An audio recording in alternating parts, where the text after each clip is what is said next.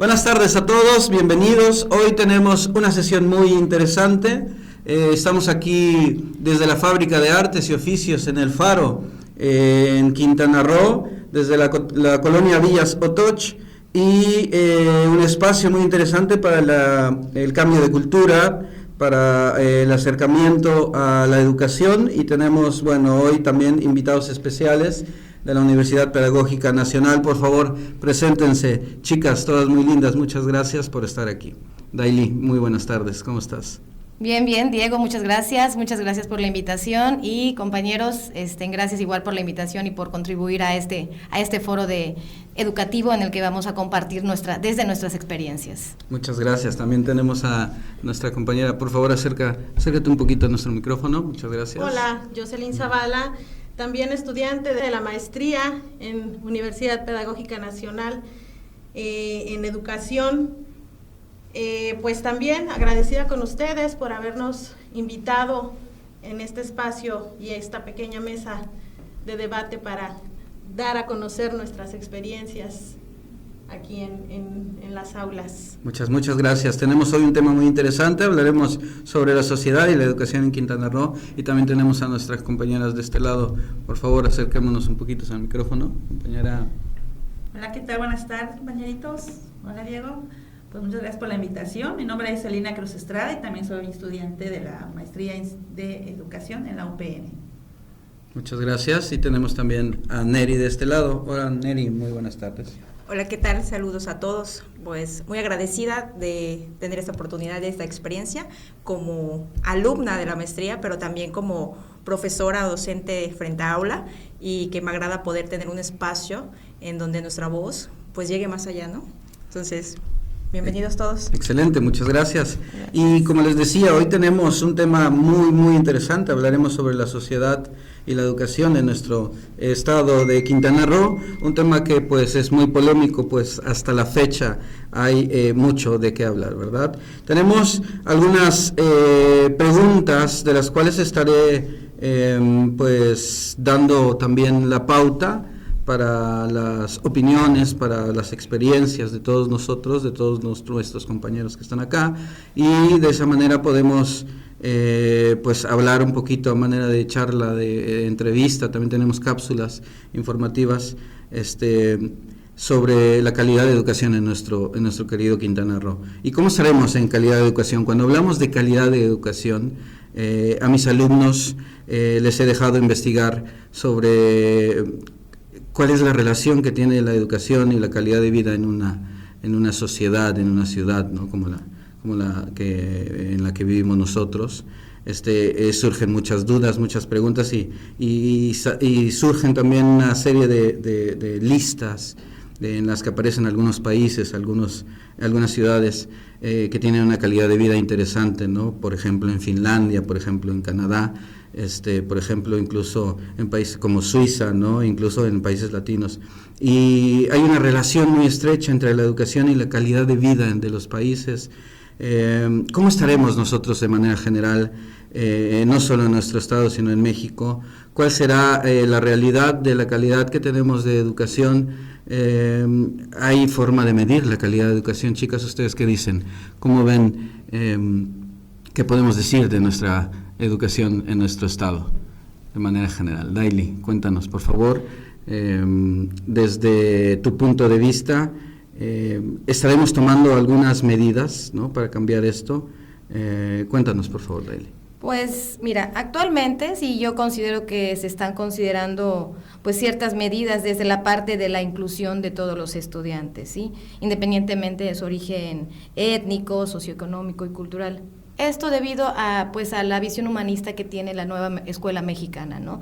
En la que está conjugada igual con los acuerdos de la Agenda 2030, en la que de alguna manera, en el modelo que nos proporciona ahorita, propone 7 ejes articuladores que me gustaría mencionar, Diego, que son centrales para integrar y posicionar el tema de inclusión dentro de las escuelas.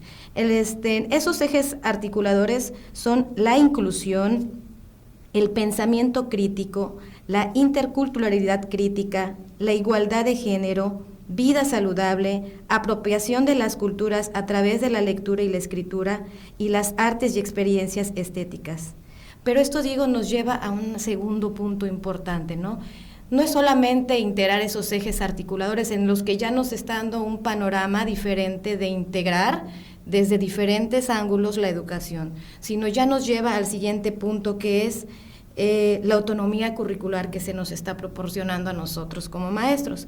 ¿Qué significa esta autonomía curricular? Bueno, pues nosotros podemos decidir qué parte de los contenidos queremos abordar, en qué momento creo que eso es muy importante, abordarlos. ¿no? Claro. Porque eso le da cierta flexibilidad al currículum que te establece el Estado, y entonces ahí puedes inyectar lo que sería el currículum oculto, ¿no? Lo Claro. que es el maestro hace la diferencia, ¿no? Claro, lo que dices ahorita del currículum oculto es importantísimo. ¿Por qué?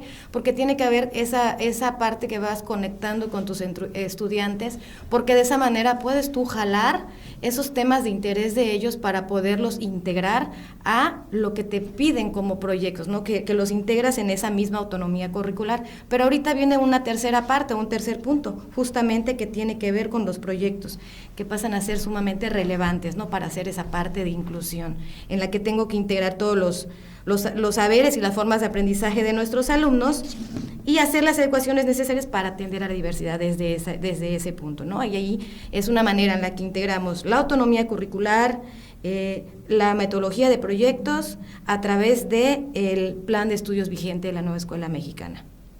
Inclusión y equidad, dice Daily, es importante dentro de la educación. Por ¿no? supuesto que es importante, pero aquí me gustaría puntualizar, Diego, que en cuanto a la inclusión, cuando se referían anteriormente o inclusive en la actualidad a la inclusión, pues se pensaba que nos referíamos a las personas con discapacidad.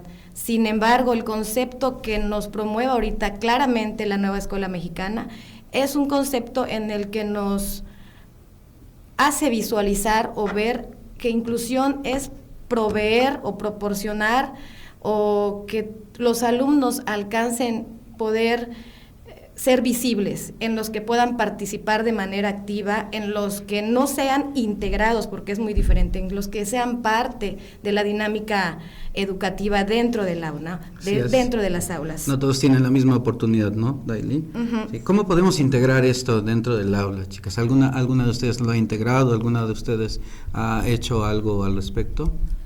Pues aquí tenemos que considerar, como decía David, no solamente a los chicos que tienen alguna necesidad especial, una discapacidad, sino a los que tienen barreras o dificultad para aprender. Va desde el déficit de atención, va también los que tienen algún nivel o grado de autismo, y pues obviamente los que tienen discapacidad. Para los que tienen alguna dificultad en el lenguaje, o sea, es muy amplio el espectro en el que tenemos que conocer a nuestros alumnos para saber en qué les vamos a apoyar. Así es. Yo, por ejemplo, tengo un caso de un chico autista en la escuela. Sí es un tanto difícil darle la atención completa. Uno no está preparado, ¿verdad?, para cuando de repente se presenta algún cuadro, alguna situación, y es un tanto difícil. Sin embargo, pues, como dice Daily, tenemos que darnos apertura a ello, tenemos que hacer la conciencia y además prepararnos para eso, ¿no? Ese es el plus que le da el maestro en el aula, ¿no? Igual, por otra parte, pues no solamente, como les comentaba, en la parte de las personas con discapacidad, sino atender desde un sentido más en integración de las culturas, en integración de esa parte, lograr esa equidad dentro de la comunidad educativa en la que se les proporcionen a los niños que necesitan un poquito más de apoyo. Eso también es parte de la inclusión, ¿sí? Oye, eso que dices parte. Es muy interesante. Entonces, ¿cuál sería el papel del docente, ¿no?, en esta promoción y protección de los derechos humanos para las personas que necesitan esa atención, esa inclusión, ¿no? ¿Cuál sería el papel desde el punto de vista docente? Bueno, yo soy maestra de formación cívica y ética, pero creo que nosotros como profesionales de la educación, nuestra forma de promover igual los derechos humanos es en el trato para con nuestros alumnos, ¿no? El trato respetuoso, no autoritario, tiene que haber cierto orientación o cierto liderazgo, pero no un autoritarismo, ¿no? En el que respetemos, existe una ley en la que está provee los derechos para las niñas, niños y adolescentes, y como tal merecen respeto tanto ellos como nosotros como adultos, ¿no? Entonces yo creo que desde establecer unas relaciones sanas dentro del aula lo estamos proveyendo. Y de alguna manera, pues yo, por ejemplo, como maestra de formación cívica y ética que promuevo valores, pues me siento muy responsable de ser congruente con ello.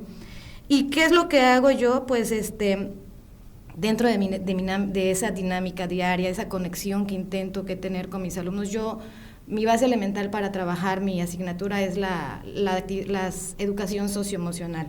Para mí es muy importante conectar con ellos y promover valores como la empatía, la solidaridad y el respeto, porque esos son los valores que están implícitos o de manera muy clara para que se ejerzan los derechos humanos. Oye, Daily, ¿cómo han cambiado los tiempos, no? Yo me acuerdo en mis tiempos, en mis fechas, eso no se consideraba, ¿no? O sea, estaba el puerquito del salón, estaba el gordito, estaba la flaquita, todos tenían apodos, no había respeto absoluto, y sobre todo para las personas que tenían estas distintas capacidades, por decirlo así, ¿no? Estas distintas necesidades, pues no había algo que realmente pues les asegurara precisamente su camino. No, muchos se salían. Y lo sigue habiendo, Diego, o sea, sí sigue habiendo esa parte de faltas de respeto, bullying, que es lo que suena de esta forma, pero cuando se empiezan a dar esos pequeños fricciones dentro del aula y están visibles, pues en esos momentos son justamente oportunidades desde ese momento hacer como que la parte de reflexión e hincapié en que lo que están haciendo en ese momento pues va en contra de los derechos humanos, en la dignidad de sus compañeros y de las personas. Cuando se logra hacer mediante una actitud reflexiva, sin oprimir a tus estudiantes, sin reprimirlos por las acciones, sino tratar de llegar con ellos a un diálogo, a una reflexión, una vez que ya estén calmados y relajados, se logra mejores resultados. Yo lo he visto desde ese punto y sí se puede. Esas oportunidades de choques que hay comunes dentro del salón, en la que se hablan de maneras ofensivas, y ahorita más gravemente porque tenemos como sube a las redes sociales, entonces ya no solo dentro del aula, sino masivamente, entonces puede tener alcances muy graves, pero dentro de la escuela, pues yo creo que nuestro compromiso es la intervención oportuna dentro del aula. Efectivamente, wow, qué buena reflexión, Dairi. Yo creo que todos en algún momento necesitamos saber que pues somos parte de un todo y que todos de manera individual pues importamos de la misma manera, ¿no? Perdón que te interrumpa. Adelante, Nelly, por favor. Diego, me llama mucho la atención, ¿no?, el enfoque que le estás dando desde la formación cívica y ética, pero en el aspecto nivel secundaria. Y yo creo que es un nivel que está focalizado en donde se marca de sobremanera pues estos aspectos de exclusión y que no favorecen, ¿no?, la inclusión. Oye, ahora que lo dices, Neri, una ofensa o un apodo en esos momentos puede marcarte para toda la vida, ¿no? Por eso la importancia, yo hablaba del nivel, ¿no? Ya llegamos a un punto, como marcaba hace un momento Daily, de hacerlo masivo. Que en un minuto lo que está pasando aquí ya se enteró no solo el Estado, sino un impacto nacional, un impacto internacional. Sin embargo, yo creo que en los maestros que estamos también enfrente de los preescolares, las primarias, en donde creo que hay un poquito más del control hacia el docente, hacia los niños en esa etapa, pudiéramos hacer una campaña preventiva, ¿no? Y que cuando los maestros que nos enfrentamos a un nivel secundaria, que es un poco más descontrolado, porque el adolescente está ya tan, pues, enajenado, ¿no?, de las cosas, yo creo que ahí es un poco como que retomar, ¿no?, retomar todo lo que hablas, todos los valores que ahorita mencionas, pero yo creo que hay que darle la importancia a lo que ahorita merece. Por ejemplo, ahorita que tenemos un espacio para poder tal vez llegar a personas que nos estén escuchando, a personas que tal vez se tomen el tiempo de ver este pequeño podcast, pues comienza en casa. Comienza en casa como padres de familia. Los valores como hijos, están en casa, sí. Así es, que se reflejan y que desgraciadamente tenemos adolescentes emocionalmente muy destruidos por sus núcleos familiares. Instables, así es. Y eso es lo que hace que ellos sean o víctimas o victimarios de situaciones en las cuales no hay inclusión. Correcto, ¿no? Y qué bueno que se esté considerando eso dentro de de las reformas de esta nueva escuela mexicana, Daily, ¿no? Hablando de eso, también tenemos una cápsula que más adelante vamos a compartirles, de nuestra compañera Andrea. Ella anda allá en Guanajuato, en Celaya. Saludos, Andrea. Ahora que nos veas, ahora que podemos compartir este pequeño podcast, pues ya te traemos en el corazón.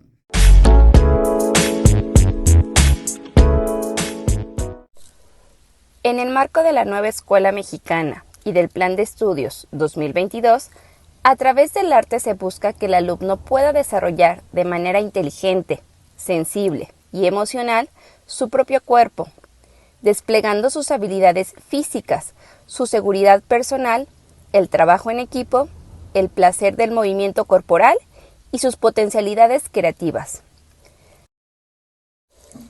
La estructura curricular del Plan de Estudios 2022, de igual manera, prioriza el desarrollo de sus capacidades y valores, buscando formar ciudadanas y ciudadanos que convivan en una sociedad democrática y pacífica acorde con el siglo XXI.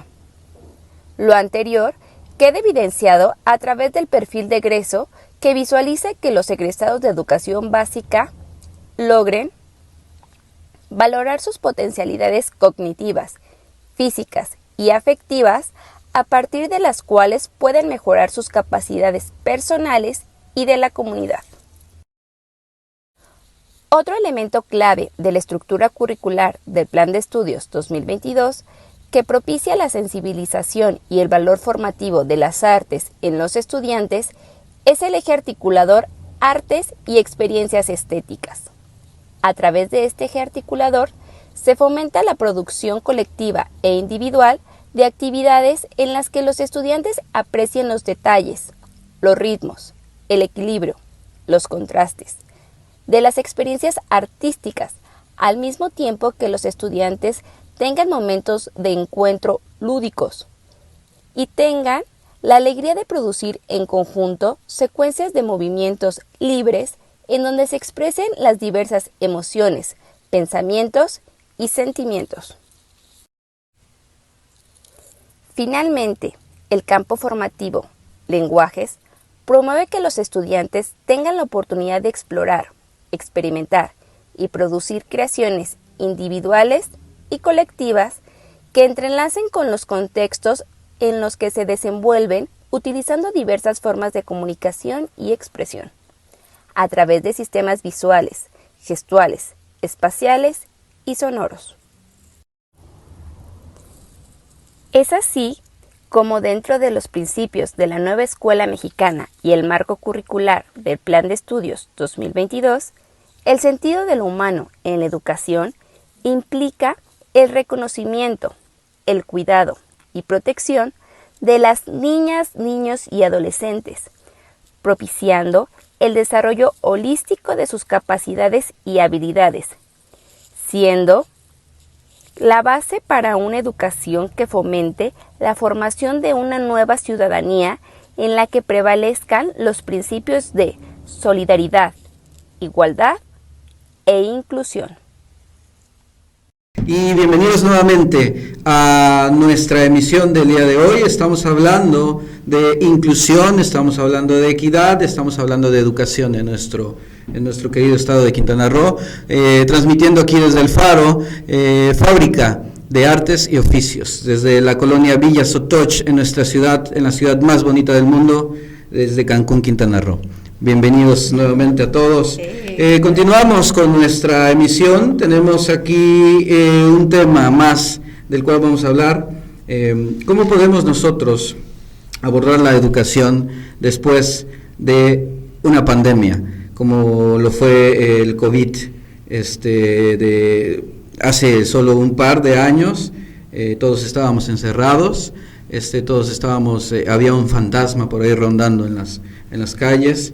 Teníamos incertidumbre. Ahora afortunadamente ya podemos salir. A muchos incluso se les olvidó lo que pasó dentro de la pandemia en los hogares. Fue un impacto, ¿no? Esto sobre todo en nuestras vidas, pero también en nuestra educación, ¿no? Neri, muy buenas tardes nuevamente. Cuéntanos, por favor, ¿cuáles son los principales desafíos que enfrenta la educación en Quintana Roo después de la pandemia del COVID-19? ¿Qué te parece, Neri? Cuéntanos, por favor. Hola, nuevamente. Qué gusto estar aquí con ustedes compartiendo esta tarde. Fíjense que yo creo que cuando escuchamos hablar de la pandemia COVID-19, es algo que todavía lo vemos como si fuera lejano, pero tiene muy poco tiempo, ¿no? Y sobre todo el que nos tocó vivirlo en carne propia. Y no hablemos solamente como personas, como docentes. Entonces, hay una palabra clave que desde que escuché el tema ha ido como que metiéndose en mi cabeza y haciéndome preguntas día a día. Desafíos. ¿Qué desafíos? Yo creo que la vida se trata de eso, ¿no? De muchos desafíos, pero cuando estás dentro de la educación, ¿qué tanto son esos desafíos? Y como docente, porque llevas la cabeza del grupo, entre ellos tus alumnos, pero compartes ese entorno con tus demás compañeros, docentes, directivos, administrativos en su caso, pero también con el padre de familia. Entonces, te vuelves un mediador. Yo siempre he dicho que la educación somos agentes como una mesa que necesita las 4 patas, y si una no está bien fomentada, pues las otras 3 tiemblan. Así es. Entonces, el maestro tiene que velar porque todas, aparte de su función personal, estén al menos arraigadas. Entonces, me da mucho gusto compartir ahorita un poco de lo que fue mi experiencia en ese proceso, y yo creo que todos ustedes tendrían mucho que hablar dentro del proceso de pandemia, porque fue día a día desafíos. ¿Se acuerdan? Desde cómo prendo mi computadora, de ahora Exacto. Cómo me voy a conectar, yo no sé hablar, ¿me están escuchando o estoy hablando solo? Fue todo un reto, ¿no, chicas? ¿Cómo bien? ¿Qué les sucedió? ¿Cuál fue el impacto que tuvo en su labor docente en un inicio, por ejemplo, el COVID, y al final creo que todos tuvimos una experiencia de muy distintas formas? Muchos también incluso perdieron un familiar, ¿no? Muchos aún siguen de luto. La educación se transformó y se ha venido transformando desde entonces. Hay un impacto, es claro, ¿no? Hay un impacto. ¿Cómo les fue? ¿Cómo les fue en la pandemia? Pues ahora que lo mencionas, Diego, es uno de los papeles principales que yo observo a partir de la pandemia. Esa introducción de la tecnología en la que realmente no estábamos acostumbrados. No estábamos preparados, ¿no? No teníamos muchos ni siquiera una computadora en casa, desde docentes hasta padres de familia que tenían que estar luchando por compartir con sus hijos el único aparato electrónico para poder tomar esas clases que en un momento dijeron nos van a salvar la educación. Desafortunadamente no, eso nos quedó muy alejado, porque aún ahorita, 2 o 3 años después de pandemia, podemos observar que hay mucha dificultad para que en muchos lugares todavía llegue esa red donde los niños puedan hacer realmente uso de la tecnología. Así se escuchaba muy bonito, ¿no? Vamos a continuar con la educación, y hay regiones en las que ni siquiera tienen luz, ¿no? Así es. Entonces, no había oportunidad para todos. En lugar de avanzar, nos retrasamos. Hay quien dice que unos 5 o 10 años más, ¿no? Imagínate, aquí les voy a dar unas cifras para que puedan ver ligeritamente el impacto, ¿no? Y aparte, ahorita les voy a desglosar otras más visibles. Primero que nada, nos marca la Secretaría de Educación Pública, la SEP, que durante el ciclo escolar 2020-2021 tenían una matrícula de inscritos a ese ciclo escolar de 338,057 estudiantes de nivel básico de aquí de nuestro estado, solo del estado. Lo cual, si recuerdan, se corta, ¿no? Interrumpe por pandemia en marzo del 2020. O sea, a meses de terminar el ciclo escolar. Así es. Empiezan los procesos para el nuevo ciclo escolar 2020-2021. Y ese año se inicia con 4.35% de menos estudiantes inscritos. Hablando en números, son 15.014 estudiantes que no se inscribieron en ese ciclo escolar que empezaba con pandemia.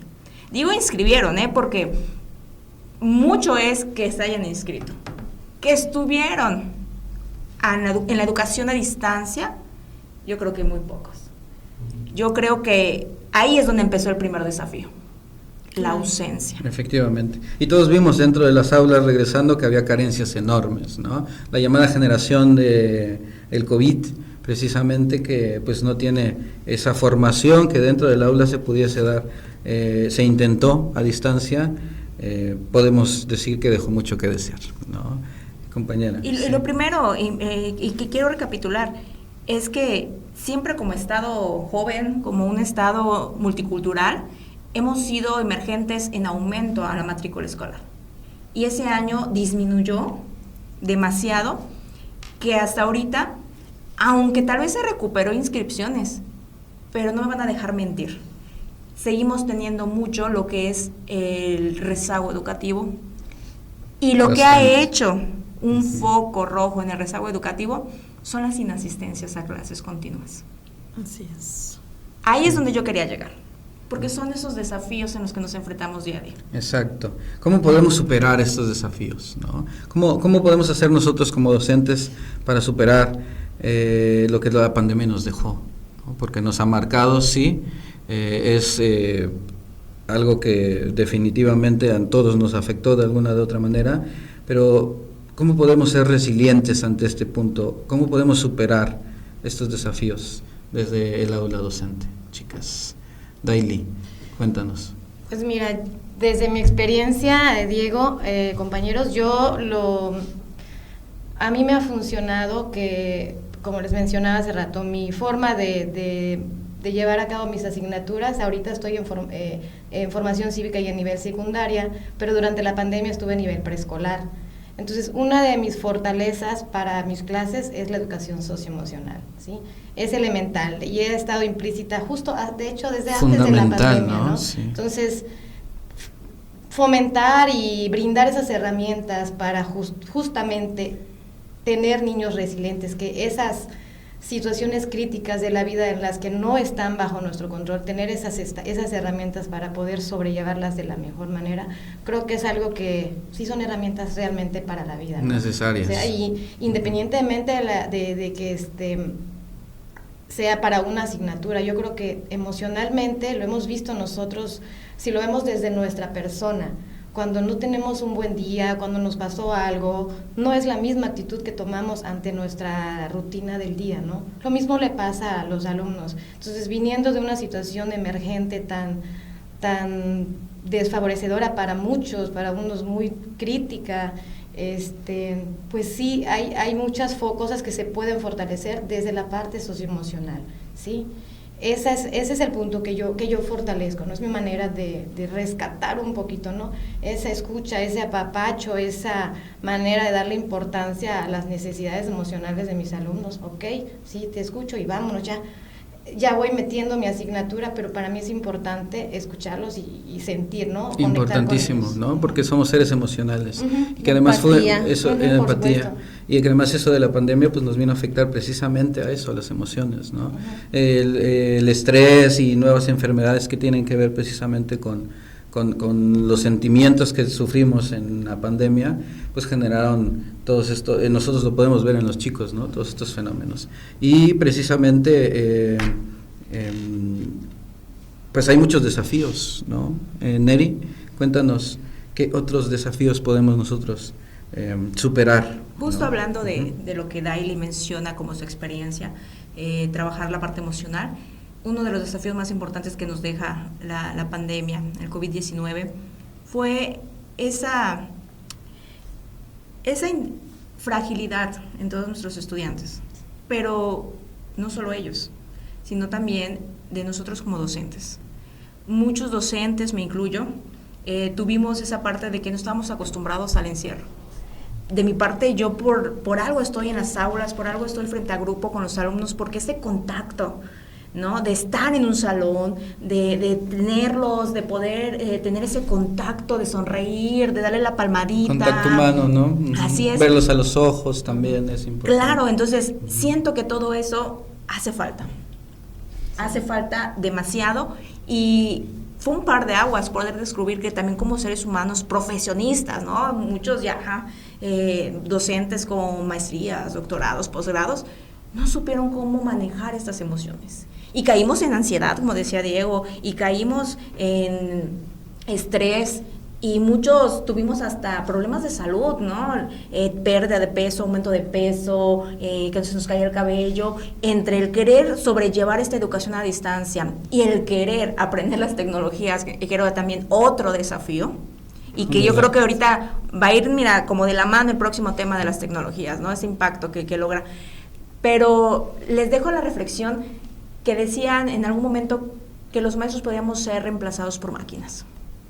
Que los maestros en algún momento, tal vez con tanta tecnología, podía ser reemplazado por máquinas. Y yo creo que el COVID-19 nos vino a demostrar que no. Qué buena Definitivamente que no. Así es. Tanto del docente como del alumno no era lo mismo verse detrás de una computadora. En mi caso personal hablo, cuando regresé al aula me volví a dar vida.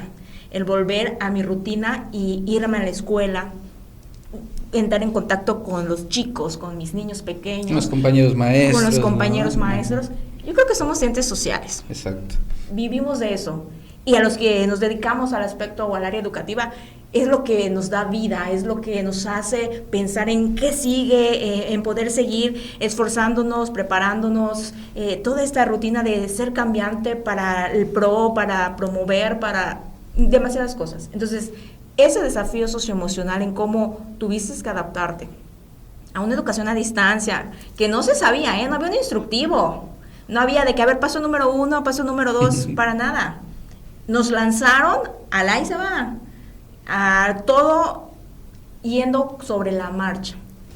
Y un desafío emocional fue adaptarse a eso, ¿no? Esa adaptación que tuvimos como docentes, como personas humanas también, porque contábamos de que no solo la pérdida emocional, sino el caos que vino en una economía, en un aspecto laboral, donde los chicos, por más que querían tal vez cumplir con nosotros, en conectarse, en enviarnos tarea, el desempleo de sus papás, esa carencia, las muertes de personas afectadas por este virus, hacían que ni siquiera tuvieran para poder tener una recarga, para poder pagar el servicio de internet, ¿no? Y lo cual obviamente se veía reflejado en ese avance que queríamos tener con ellos en lo que era la educación a distancia. Mucho menos ganas de estudiar, ¿no?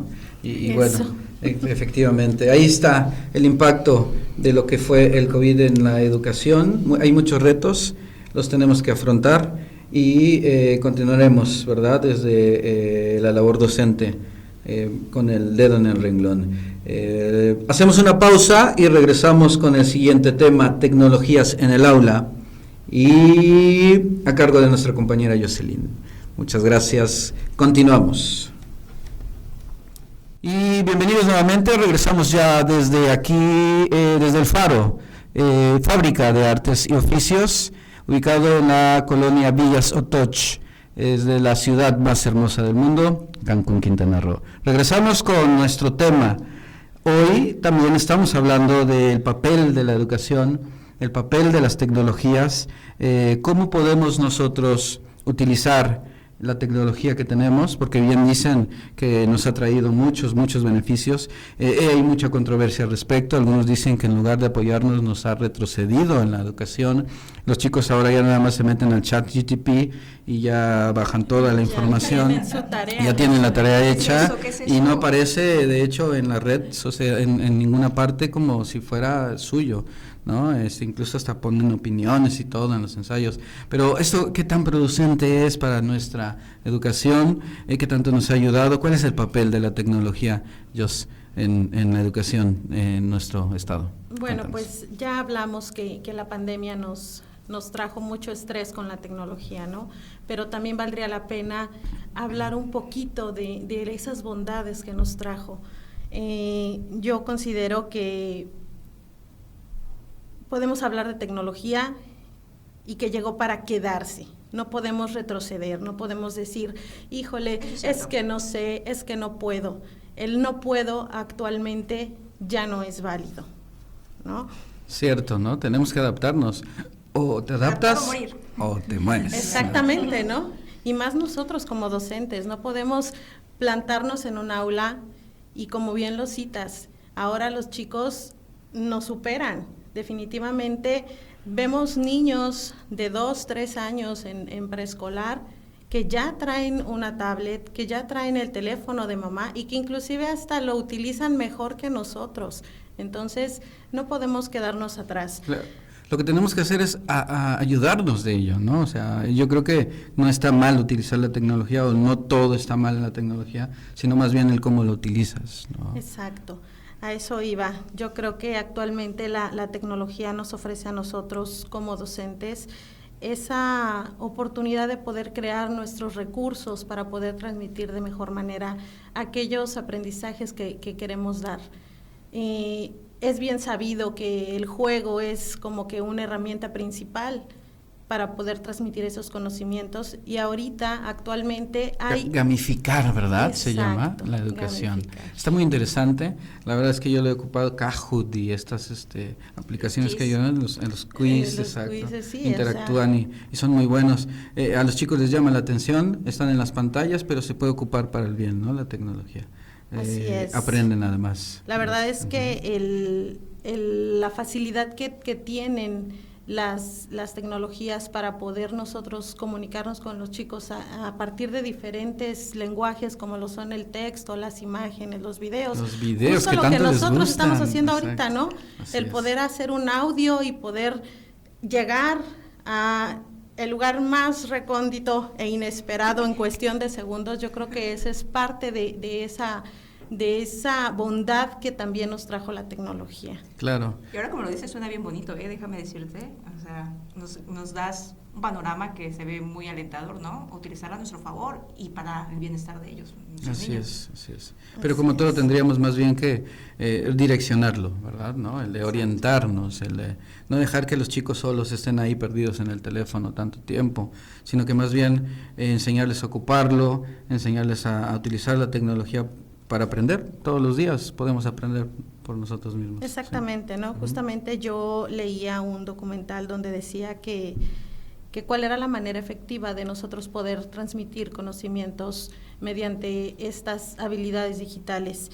Y me llamaba mucho la atención que decía que como docentes tenemos que, al momento de nosotros crear esas oportunidades para ellos, cuidar que esas habilidades sean adaptables, ¿no?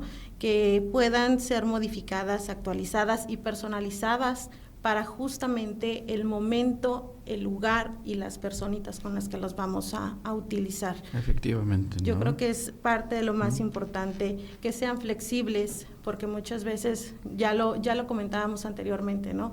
Muchos no tienen esa oportunidad. Yo creo que la mayoría de aquí trabajamos en nivel gobierno y todavía no tenemos esa facultad de poder decir, ay, mi aula es completamente digital, cuento todos los días con un proyector. Afortunadamente, en el lado de las escuelas a nivel particular, ya se trabaja desde pandemia y se quedó, ¿no?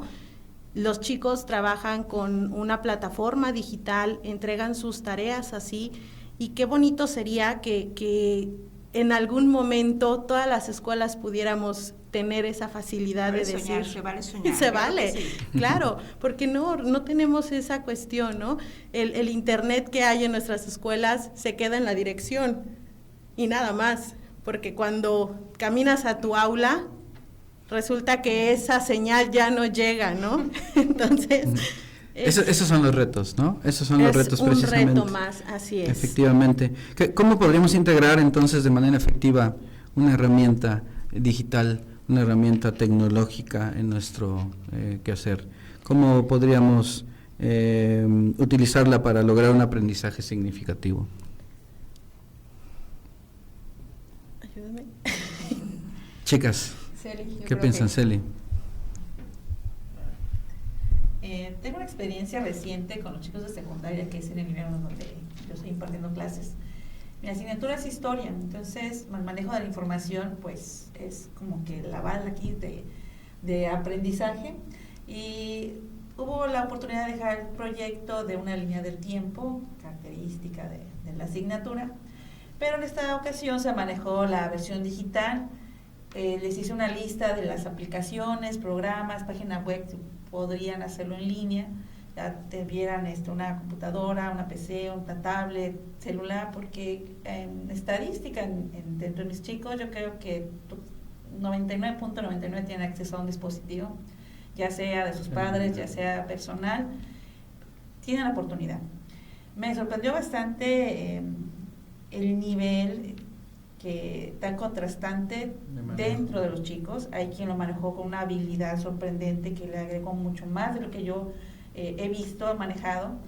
Y también está la otra faceta, ¿no? Que son chicos que entre apatía, entre que no quisieron aprender, porque obviamente no soy materia de tecnología, pero se da la posibilidad de que manejen esas herramientas y no les interesó. Sinceramente prefirieron hacerlo en analógico, digamos, una línea de tiempo en papel, igual totalmente válido, pero la oportunidad la tuvieron, pero la dejaron ir. Entonces fue muy contrastante, y creo que fue desde la pandemia que tenemos esos desfases dentro del aula, y que pues hay que seguirlos manejando, porque ellos sí les hice hincapié: ustedes son nativos, ustedes con un celular en la mano, porque no les nace, dirigiéndome a los que no quisieron utilizar alguna aplicación.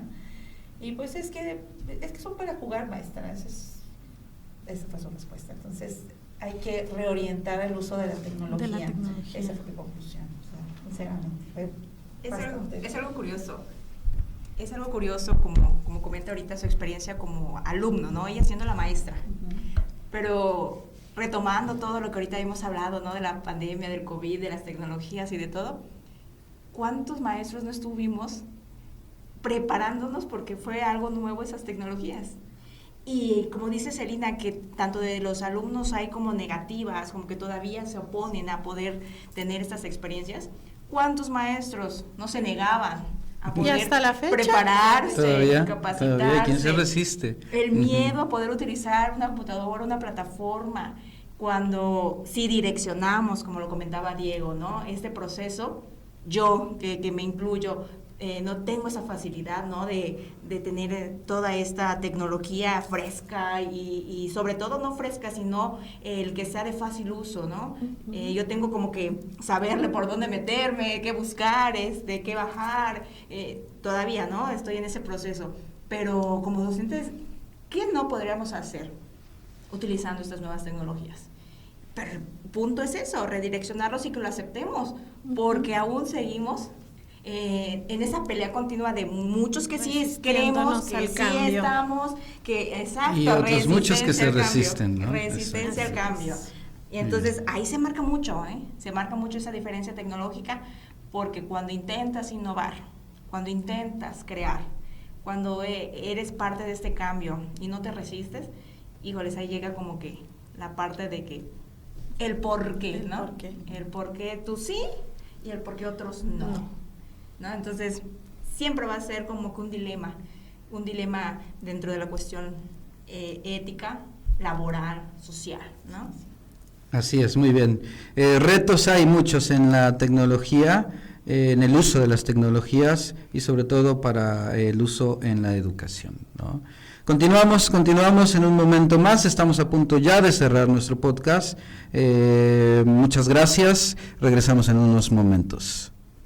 Y bien, regresamos a nuestra transmisión en nuestro podcast de hoy. Estamos hablando de educación, estamos hablando de sociedad, estamos hablando de nuestro querido estado, Quintana Roo, desde aquí, transmitiendo desde el Faro, Fábrica de Artes y Oficios, desde la colonia Villas Otoch, en nuestra querida ciudad de Cancún, Quintana Roo. Y regresamos con nuestra información.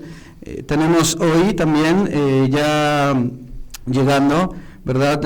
Una compañera que va a participar dentro de nuestro podcast. Bienvenida, muchas gracias a nuestra transmisión.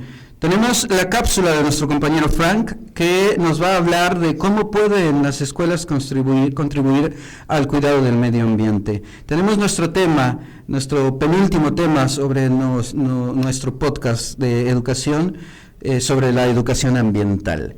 ¿Qué podemos hacer, Frank, desde nuestras trincheras como maestros para contribuir al cuidado del medio ambiente? ¿Habrá alguna salvación de nuestro planeta? Tenemos aquí la información de Frank. Muchas gracias. Hola, hola, hola. Muy buenos días a todos ustedes, compañeros, colegas, amigos y a todo el público en general que sintoniza su podcast favorito, Sociedad y Educación en Quintana Roo. El día de hoy quiero hablarles acerca de un tema muy importante. Corre la cápsula. ¿Cómo pueden las escuelas contribuir al cuidado del medio ambiente? La respuesta es clara y es a través de la educación ambiental. Los maestros, alumnos y toda la comunidad educativa podemos desempeñar un papel crucial en el cuidado del medio ambiente, mediante la implementación de distintas estrategias de intervención. Desde las nuevas disposiciones de la nueva escuela mexicana, tenemos la oportunidad de diseñar y desarrollar proyectos o programas de educación ambiental que fomenten la responsabilidad ecológica y las prácticas sostenibles. Los maestros pueden integrar temas ambientales en el currículo escolar, utilizando métodos más interactivos, como proyectos de investigación, estudios de campo y talleres prácticos. Los alumnos, por su parte, pueden participar en diversas iniciativas como campañas de reciclaje, reducción de residuos, jornadas de limpieza de playas o parques e incluso la creación y mantenimiento de huertos escolares. A través de estas actividades, los estudiantes no solo aprenden sobre la importancia del cuidado del medio ambiente, sino que también adquieren habilidades prácticas y un sentido de responsabilidad hacia su entorno. Estas acciones, combinadas con una educación que promueva el pensamiento crítico y la conciencia ambiental, preparan a los estudiantes para ser agentes activos en la protección y sostenibilidad de su comunidad y del medio ambiente en general. Lo anterior solo son pequeños ejemplos de los grandes cambios que podemos lograr en conjunto de nuestros estudiantes y de toda la comunidad educativa. Por eso, invitamos a todos los que nos sintonizan a formar parte de este cambio. Desde sus escuelitas pueden enviarnos y mostrarnos todos los proyectos que desarrollan referente a ese tema. Les enviamos un gran saludo, un fuerte abrazo y esperamos vernos pronto hasta ahí en Cancún. Hasta la próxima. Muy buenas tardes. Tenemos aquí una pregunta más para nuestros radioescuchas. ¿Cuáles son los principales desafíos ambientales que enfrenta Quintana Roo y cómo se abordan a través de la educación ambiental? Celina nos va a hablar al respecto. Celina, muy buenas tardes. Hola, ¿Cómo buenas estás? tardes. Pues el tema de la educación ambiental en Quintana Roo es fundamental. Tenemos una riqueza natural, pues característica de la región bastante diversa, que va desde la selva tropical, los manglares, los arrecifes de coral y pues una biodiversidad que incluye especies endémicas que yo creo que han sido poco estudiadas, se ha abarcado muy poco en cuestión de estudios. Hay bastantes situaciones internacionales, pero creo que locales no tanto. Entonces, es algo que hay que ir retomando como parte de... Concientizando, ¿no? Exactamente. Porque se habla de que hay contaminación de ríos, hay contaminación de cenotes, que es nuestra principal fuente de mantos acuíferos, ¿no? Así es. De esos desafíos, pues los vivimos, los que nos vamos a la playa, los que vamos a pasear, pues va desde la deforestación y la pérdida de biodiversidad, la contaminación de ríos, cenotes y los mantos acuíferos, que son característicos, las playas los disfrutamos bastante. Arrecifes de coral que van perdiendo la vida cada vez más y cada vez más. Claro, el manejo inadecuado de los residuos, donde queda toda la basura de nuestras grandes ciudades, ¿no? Sobre todo la construcción de la infraestructura costera, los hoteles están haciendo pues mella en varias situaciones, desde lo que es la playa, el Maya. Justo de una llaga. No quería interrumpir, pero me hablas de el educación ambiental o me hablas de todos estos programas de ambientalismo y pienso mucho en lo que se ha escuchado a través de las redes sociales, del impacto, ¿no?, que ha tenido en nuestro estado, en nuestra península inclusive, ¿no?, con nuestros hermanos de los estados de Yucatán y Campeche. Entonces yo creo que viene a la mente eso, ¿no? Algunos proyectos, ¿no?, también políticos. Esa situación en la que tenemos que equilibrar el desarrollo con la cuestión ambiental, y eso lo tenemos que reforzar en nuestras aulas, haciendo reflexión sobre campañas de sensibilización, concientización sobre los recursos que tenemos o el valor que tiene en el ecosistema, porque desde una piedrita que nosotros estemos quitando podemos afectar el crecimiento y el sostén de otras plantas el y mismo animales. cambio climático, ¿no? Exactamente, el cambio climático. Preservar esas. Pues de hecho podemos vivir ese cambio climático desde nuestras ahora. trincheras, con esos calorcitos que tenemos, ¿verdad? Donde solamente en nuestra escuela Así tenemos es, poco cada de- vez hace más calor y cada vez más frío. Los climas extremos. Contribuimos nosotros como seres humanos, es real, ¿no? Es cierto, necesitamos hacer conciencia desde los lugares en donde nos educamos, que es desde el hogar y nuestras escuelas, ¿no? Así es, pues dentro de esta, la NEM tenemos pues bastantes proyectos en los que podemos intervenir, con nuestros alumnos, y en donde también podemos incluir a padres de familia, la comunidad, con campañas de reforestación, de restauración de nuestro entorno, limpieza de playas. Tenemos varios proyectos que incluso van desde preescolar hasta nivel medio superior, y pues creo que ha habido bonita respuesta por parte de los chicos, que son el futuro, que lo estamos fomentando, pero no hay que quitar el dedo del renglón y seguir fomentando este tipo de campañas de concientización y de activismo.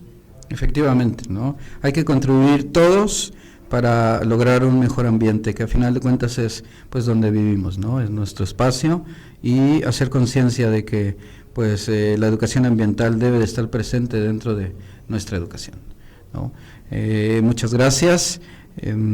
Continuamos con el siguiente y último tema. Regresamos en unos instantes. Muchas gracias. Y regresamos ya a nuestra última parte del podcast. Hablamos de educación, hablamos de nuestro estado en Quintana Roo, y también hablaremos de la preparación para el futuro de nuestra educación, de nuestros educandos, que tenemos que plasmar en los jóvenes que se están formando en nuestras escuelas, ¿no? ¿Cómo puede la educación en Quintana Roo preparar a los estudiantes para los desafíos y las oportunidades del futuro? Para ello tenemos a nuestra compañera Laura, que nos está compartiendo el día de hoy este espacio, y que nos va a hablar al respecto, porque las necesidades son muchas y son diversas. No podemos decir que la educación es un ente único, ¿verdad?, y homogéneo, sino que debemos de considerar los aspectos particulares de cada uno de los lugares y en este caso de los estados. Quintana Roo tiene pues necesidades distintas a las de los estados de la República, ¿no? ¿Cómo podemos entonces preparar a los estudiantes para estos nuevos desafíos y estas nuevas oportunidades que nos depara el futuro? Laura, bienvenida. Hola, buenas tardes. Buenas tardes. Bueno, cuando hablamos de educación, nosotros hablamos de que pues la educación va cambiando a una velocidad, creo que ni nos las podemos imaginar. Hablamos de que existen diferentes plataformas ya donde nos podemos comunicar remotamente. Creo que nuestros estudiantes van mucho más adelantados en esos aspectos, y sin dejar atrás lo que es el acceso al internet. Voy a retomar aquí dos puntos que abordaron dos compañeras, lo que es Jose y lo que es Neri, que hablaron sobre lo que fue la pandemia y sobre la tecnología, que tiene mucho que ver cómo preparar a nuestros estudiantes para lo que son los desafíos que vamos a enfrentar pues más adelante, ¿no? Que son estos retos a los cuales ellos van a estar. Bien, nosotros ya vivimos una pandemia en la cual, bueno, ya comentaron un poquito sobre esto, y en esta pandemia yo creo que los maestros fuimos capaces de poder, nuestro plan de estudios, poderlos diseñar, ahora sí que cada maestro a sus posibilidades o a lo que teníamos durante pandemia. Obviamente aquí en pandemia nosotros utilizamos lo que fueron las tecnologías. Creo que aquí, si nos hablan de preparar a nuestros estudiantes en Quintana Roo, creo que deberíamos de invertir más en lo que es la tecnología. Nos habla la nueva escuela mexicana, retomando uno de los puntos, que uno de sus propósitos es eso, ¿no? De dotar a las escuelas con tecnologías para que los maestros podamos tener acceso a todos estos, pues al internet, a todos estos dispositivos, ¿no? Sin dejar pues atrás esto. Sin embargo, la realidad es otra. Ya decíamos hace unos momentos que es un gran reto Quintana Roo. Así es. Sí, tenemos como que principal reto, ¿no? Entre muchos más. Entonces, yo aquí manejé varios puntos en retos que incluso tenemos los docentes principalmente, ¿no? Uno, abatir el rezago educativo que en Quintana Roo, debido a la pandemia, ya teníamos un rezago antes de pandemia, con pandemia se vino a incrementar y bueno, seguimos con este punto. Entonces, antes de poder darles a nuestros estudiantes estas herramientas para que ellos puedan enfrentar este futuro, yo creo que debemos empezar por eso, ¿no? Abatir este rezago educativo, lo que es el abandono escolar, y dotar, por ejemplo, a escuelas de infraestructura. Creo que ahorita ya no tan solo necesitamos unas buenas instalaciones, sino que además tengamos el acceso a lo que es el internet, a las tecnologías de la información, para que ellos puedan prepararse para este futuro.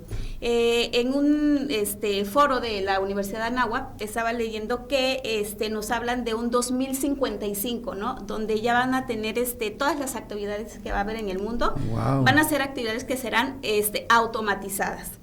Quiere decir que necesitamos las tecnologías para poder nosotros preparar a estos alumnos para un futuro, pues más que nada en lo que son las tecnologías, ¿no? Así es, debemos de prepararnos, ¿no? Para eso. Tanto para docentes como pues sí, nuestros estudiantes, ¿no? Efectivamente, yo recuerdo algunos compañeros maestros que se rehusaban a tener cuentas de WhatsApp, a tener cuentas de redes sociales, y inevitablemente, pues no sé, ahora no conozco a alguien que no tenga una red social, ¿no? Entonces debemos de adoptarnos, como decíamos hace unos momentos. El futuro es un gran reto, pero afortunado o desafortunadamente, como lo quieramos ver, pero es una realidad de que las tecnologías están presentes, ¿no? Claro que sí. Sí, nos habla de un futuro en la educación, de un aprendizaje digitalizado, ¿no? Efectivamente, muy bien. Se dice por ahí que las tecnologías han crecido tanto que las inteligencias artificiales ahora han sobrepasado mucho de lo que se destinaba, ¿no? En algún momento yo recuerdo que Albert Einstein, antes de morir, dijo que la tecnología de la inteligencia artificial en sus épocas tenía la inteligencia de una cucaracha, y que en algunos años iba a sobrepasar eso, pero que jamás la inteligencia de la humanidad. Sin embargo, esto ha venido creciendo al tal grado de que pues hay ya tecnología de inteligencia artificial que piensa mucho más rápido y mucho más efectivamente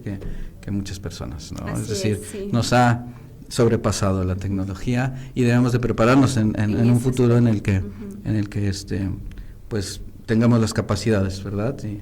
Para hacer y dar la atención a estas nuevas necesidades. Muy bien, ¿cómo podemos incluir entonces a los estudiantes dentro de este panorama, de este futuro, en un mercado laboral o en un mercado práctico, profesional, en la ciudadanía de nuestro estado? Ok, bueno, aquí yo puse que podemos nosotros implementar algunas estrategias. De hecho, ya algunas se llevan a cabo, ¿no? Para poderlos integrar a nuestros estudiantes a un mercado laboral.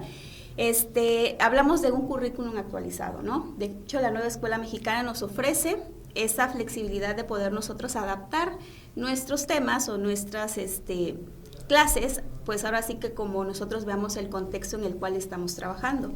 Desde educación básica, bueno, eso es lo que se pretende, ¿no? Que estos alumnos puedan adquirir estos conocimientos para poder integrarse a un mercado laboral. De hecho, la nueva escuela mexicana nos da varios como indicadores, no sé, no recuerdo cómo llamarles, pero uno de ellos nos dice que debemos de hacer alumnos con pensamientos críticos. Alumnos con pensamientos críticos, y creo que ese es que aparte de todo lo que lleva la escuela mexicana, es un punto que considero muy, muy importante para poder que tengan esta parte laboral, ¿no? Que ellos puedan ser personas con pensamientos críticos, que tengan análisis, aparte de lo que hablamos de tecnología, no tan solo es decir, ya sé usar la tecnología, porque en realidad nuestros alumnos, cualquier cosa que ellos buscan es información que posiblemente sea falsa. Tenemos nosotros que como guiarlos en este aspecto de que tengan este pensamiento, esta información me sirve, no me sirve, es real, no es real, o sea, tenemos que ir formando todos estos aspectos, ¿no? Así es. Otra estrategia podría ser el enfoque de habilidades blandas, ¿no? Que creo que también estas son básicas, la comunicación efectiva, que será una habilidad blanda, el trabajo en equipo, la empatía y la resiliencia. Oye, esto es muy importante, ¿no? Porque hoy en día, tras la pandemia, pues nos volvimos un poco más aislados y ya no trabajamos tanto en equipo, y muchas personas, incluso más los chicos, ¿no? Llegaron a las aulas queriendo, pues, no socializar, ¿no? Así es. Porque perdieron mucho esa empatía dentro de las clases que tenían, pues, aislados cada quien en sus casas, ¿no? Y eso fue un gran reto. Entonces, pues, yo creo que tienes mucha razón, hay que concentrarnos en estas habilidades, hay que como que reestructurarnos, ¿no? Y abrirnos a que, pues, el ser humano es un ser social, ¿no? Y no estamos aislados y dependemos todos de todos. Así es. Yo creo que con estos dos puntos podemos lograr, pues, que nuestros estudiantes puedan prepararse para el mundo laboral, ¿no? Así es, muy bien. Y bueno, hemos llegado al final de nuestro podcast. Les agradecemos mucho a todos los radioescuchas. Estamos pendientes del siguiente podcast y muchas gracias a todos los que han estado atentos durante la transmisión. Cerramos hoy y les agradecemos mucho. Tengan una excelente tarde a todos. Lindo día. Y bueno, regresamos ya nada más para dar el final de nuestro podcast. Les agradecemos a todos el escucharnos el día de hoy, sobre todo a la Universidad Pedagógica Nacional, a Raúl Balbuena de Vinculación, de este lugar tan maravilloso, me pareció fenomenal, El Faro. Dense una vuelta por favor a Villa Sotoch. Tiene todas las instalaciones para el arte. La verdad, la Secretaría de Bienestar, también les agradecemos mucho a través de Raúl Balbuena. Muchísimas gracias a todos. Permanecemos en contacto y nos vemos hasta la próxima. Muchas gracias.